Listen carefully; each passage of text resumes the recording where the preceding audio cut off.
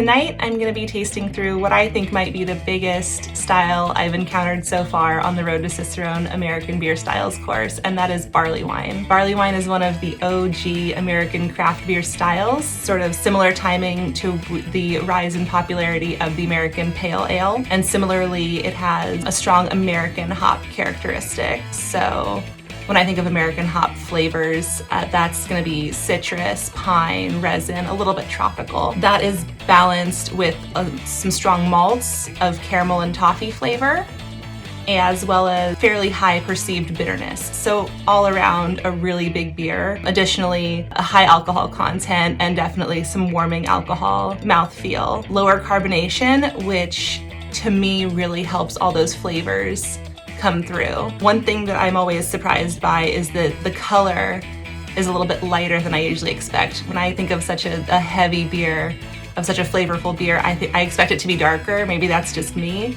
but this one can often be as light as like a light amber. One thing that I think is a fun fact is that this beer was brewed in England originally as a replacement for wine when the English did not have access to winemaking countries in Europe. And that's where it gets the name barley wine.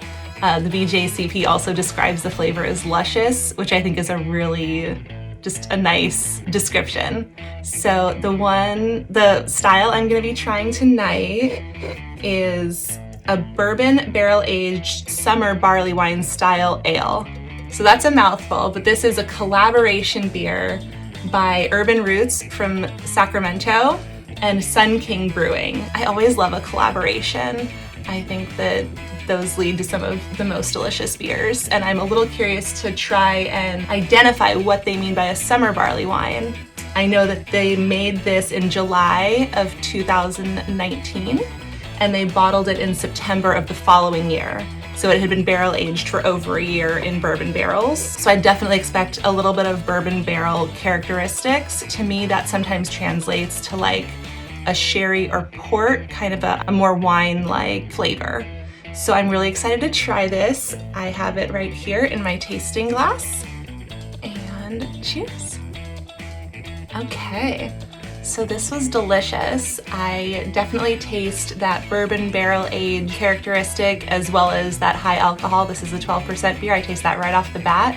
And then after a few moments, I can taste those American hops. The malt flavor is in there as well, definitely a little caramel and toffee, like I said, and the color is right on the nose. It's like a beautiful, so that's just a pretty solid amber, a little bit of redness, really nice looking beer. I had also read that if you swirl a barley wine, you could sometimes get legs the way we would see on wine. So I did bring a second glass that's a little bit more conducive to swirling. So I thought I would give that a swirl and see. I see a little bit of lace left from the foam, but no legs, which is fine.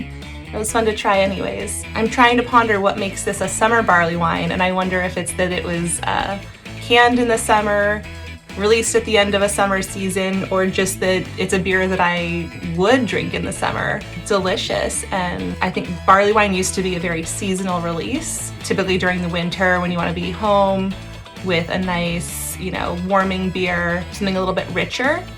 I could see drinking this in the summer. It's really, really nice. So maybe that's what they mean. Again, it's a collaboration between Urban Roots and Sun King Brewing. Just to those brewers, thank you. I know barley wines they involve a lot of labor, they involve aging, they involve probably ordering some really special ingredients. And I, for one, am very appreciative of the brewers that put the time and the ingredients and the love into these beers. They're not an easy beer to make, but they're very enjoyable, so thank you. Cheers. Wheatwine, which I had not heard of until I started my Road to Cicerone American Beer Styles course. It's very similar to barley wine, the difference being that 50% of the grist or grain bill is going to come from wheat instead of barley. That's going to make it just a little bit maltier. The IBUs, the bitterness, is going to be a little bit lower, and the hoppiness is going to be a little bit lower. The color should be a little bit lighter, but the alcohol content, that 8 to 12%, is the same. I didn't think I was gonna find a wheat wine, and I was pretty stoked to find one available in a shop locally. This one comes from Jackie O's. out of Ohio, and I found it over at High-Low Liquor in Culver City. And this is a Wheatwine style ale brewed with honey and aged in bourbon barrels. So I'm expecting a little bit of that barrel-aged characteristic flavors of sherry is what I always think of when I think of bourbon aged, and then maybe a little bit of that bourbon. I'm very excited to try this, and yeah, let's see how it is. I also did not want to leave this style behind without trying that swirl test. I remember reading and trying this last time that maybe a barley wine will leave legs, similar to what you see in a glass of wine when you swirl it. So I thought I would give this a quick swirl. And I'm not really seeing any legs, just a little bit of lace, a tiny bit of lace left behind. That's all right. It's always fun to experiment and see if you can make something cool happen, but if not, that's okay too. Cheers. Okay, I've got my wheat wine right here in my taster glass. I already am noticing it is much darker than I had expected, than I had thought it would be. It's definitely more of a dark amber. I had sort of expected maybe a light amber, honey-colored, gold-colored beer. But this is much closer in color to what our barley wines were looking like. Let's see how it is. This is really nice. I can taste the honey. I can taste those bourbon barrel-aged characteristics.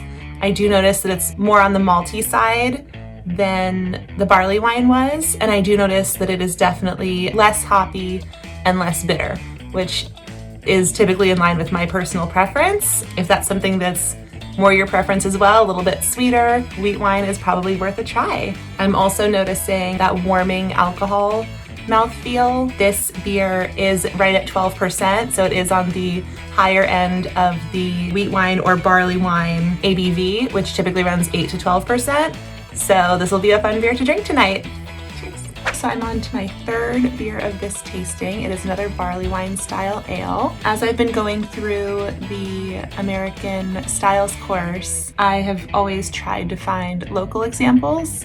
And when it came to barley wine, I really did not even think I was going to find anything local, but fortunately, thanks to Gary at Hopped LA, I was able to get my hands on the Big Game Barley Wine from Bravery Brewing. So I'm very excited to try this. They won silver at the Great American Beer Festival, which for those that don't know, that is like the Oscars of beer or like the Super Bowl of beer. So congratulations to them.